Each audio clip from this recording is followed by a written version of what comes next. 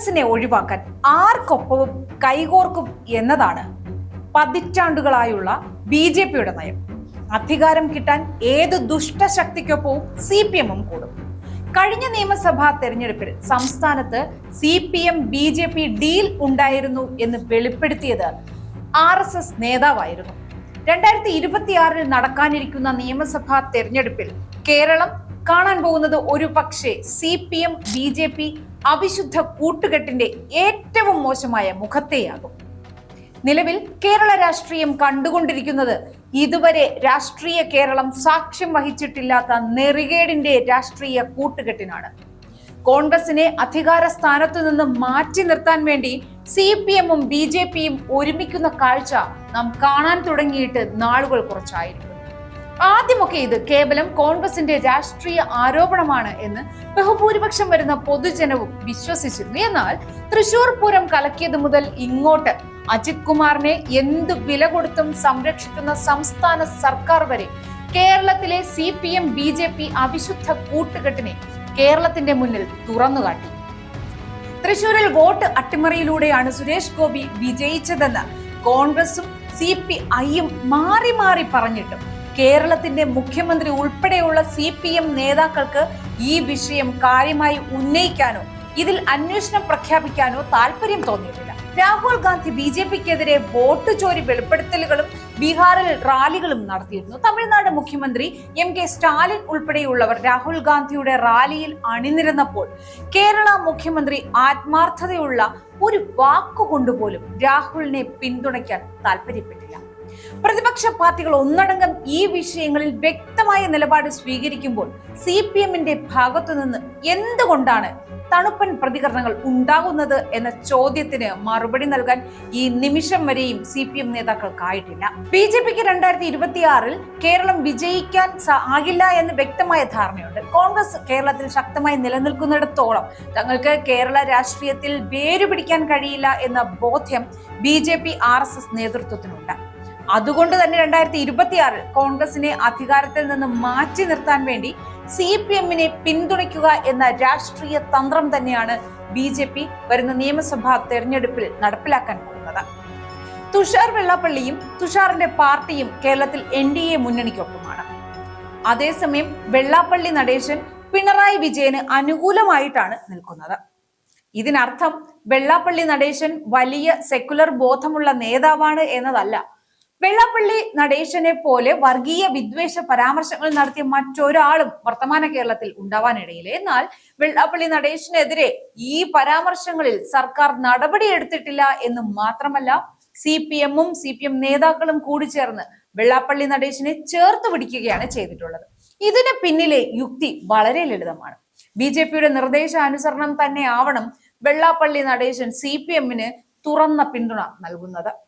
ഈഴവ വോട്ടുകൾ കൃത്യമായി CPM-ന് ലഭിക്കുകയും അതുവഴി വീണ്ടും സംസ്ഥാനത്ത് ഇടതുപക്ഷ സർക്കാർ വരികയും വേണം എന്നത് BJP-യുടെ രാഷ്ട്രീയ തന്ത്രത്തിന്റെ കൂടി ആവശ്യമാണ്. കേരളത്തിൽ BJP ആവിഷ്കരിക്കുന്നത് ഒരു പൊളിറ്റിക്കൽ പ്രോജക്റ്റ് ആണ്.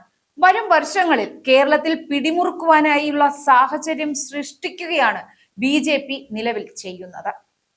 അതുകൊണ്ട് തന്നെ സുകുമാരൻ നായർ തന്റെ പഴയ നിലപാട് മാറ്റി CPM-ന് അനുകൂലമായ നിലപാട് സ്വീകരിക്കുമ്പോൾ അത് BJP-യെ സന്തോഷിപ്പിക്കുക മാത്രമാണ് ചെയ്യുന്നത്.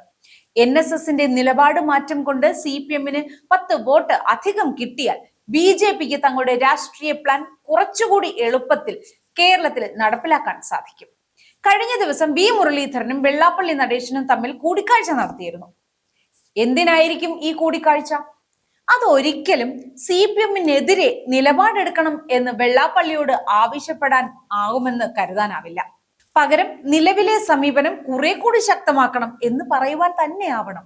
മറിച്ചായിരുന്നുവെങ്കിൽ എന്തുകൊണ്ടാണ് BJP-യുടെ ഭാഷ സംസാരിക്കുന്ന വെള്ളാപ്പള്ളിയെ CPM സംരക്ഷിക്കുന്നത്?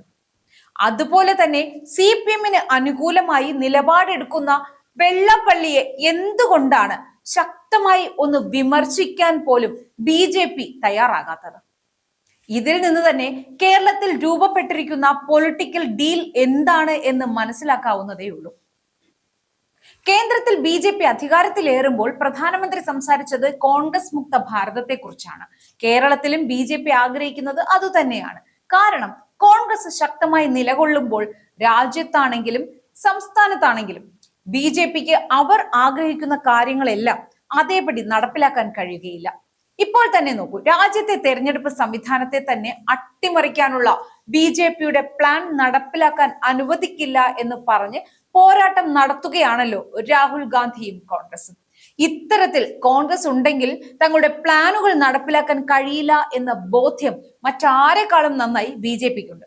കേരളത്തിൽ എന്നെങ്കിലും ഒരിക്കൽ ഭരണത്തിൽ വരാൻ കഴിയും എന്ന BJPയുടെ പ്രതീക്ഷയ്ക്ക് വിലങ്ങുതടിയായി നിൽക്കുന്നത് കോൺഗ്രസ് ആണ്. അതുകൊണ്ട് തന്നെ വരുന്ന നിയമസഭാ തെരഞ്ഞെടുപ്പിൽ CPMനെ പിന്തുണച്ചുകൊണ്ട് കോൺഗ്രസിനെ അധികാരത്തിൽ നിന്നും മാറ്റി നിർത്തി ഭാവിയിൽ സംസ്ഥാനം ഭരിക്കാം എന്നതാണ് BJPയുടെ പ്ലാൻ. BJP വളരുമോ ഇല്ലയോ എന്നതൊന്നും CPMനെ സംബന്ധിച്ച് വലിയ വിഷയമേ അല്ല. തങ്ങൾക്ക് ഭരണമുള്ള ഏക സംസ്ഥാനം കൂടി കയ്യിൽ നിന്ന് പോയാൽ പിന്നെ രാജ്യത്ത് CPMന് ഒരു പ്രസക്തിയും ഉണ്ടാവില്ല എന്ന് CPMന് പൂർണ്ണ ബോധ്യമുണ്ട്. അതുകൊണ്ട് തന്നെ അധികാരം നിലനിർത്താൻ എന്ത് നെറികെട്ട രാഷ്ട്രീയ കൂട്ടുകെട്ടും CPM ഉണ്ടാക്കും. കഴിഞ്ഞ നിയമസഭാ തെരഞ്ഞെടുപ്പ് സമയത്ത് കോൺഗ്രസ് നേതാക്കൾ പാണക്കാട്ടേക്ക് പോകുമ്പോൾ മതാധിഷ്ഠിത രാഷ്ട്രീയ ശക്തികളുമായി കൂട്ടുകെട്ട് വിപുലീകരിക്കുക എന്ന നിലയിലേക്ക് കോൺഗ്രസ് നേതാക്കൾ ചുരുങ്ങിപ്പോയി എന്ന് ആക്ടിംഗ് സെക്രട്ടറി ആയിരുന്ന വിജയരാഘവനെ കൊണ്ട് പറയിച്ചതും UDFനെ നയിക്കുന്നത് മുസ്ലിം ലീഗാണ് എന്ന് ഇപ്പോഴത്തെ സംസ്ഥാന സെക്രട്ടറി MV ഗോവിന്ദനെ കൊണ്ട് പറയിപ്പിക്കുന്നതും കേരളത്തിൽ ഉണ്ടാക്കിയിട്ടുള്ള BJP CPM ഡീല് തന്നെയാണ്. കോൺഗ്രസ് CJP കൂട്ടുകെട്ട് എന്ന് വിളിക്കാറുള്ള ഈ അവിശുദ്ധ രാഷ്ട്രീയ ഡീലിനെ മലയാളികൾ തിരിച്ചറിയേണ്ടതുണ്ട്. കേരളത്തിൽ നിന്ന് കോൺഗ്രസിനെ തുടച്ചു നീക്കാനായി BJP പ്ലാൻ ചെയ്യുമ്പോൾ അതിനൊപ്പം BJPക്ക് തുടച്ചു നീക്കേണ്ടത് കേരളത്തിന്റെ മതേതര മൂല്യങ്ങളെ കൂടിയാണ്. അതുകൊണ്ട് തന്നെ BJP CPM അവിശുദ്ധ കൂട്ടുകെട്ടിനെ പരാജയപ്പെടുത്തേണ്ടത് കോൺഗ്രസിനെ പോലെ തന്നെ സാക്ഷര കേരളത്തിന്റെ കൂടി രാഷ്ട്രീയ ആവശ്യമാണ്.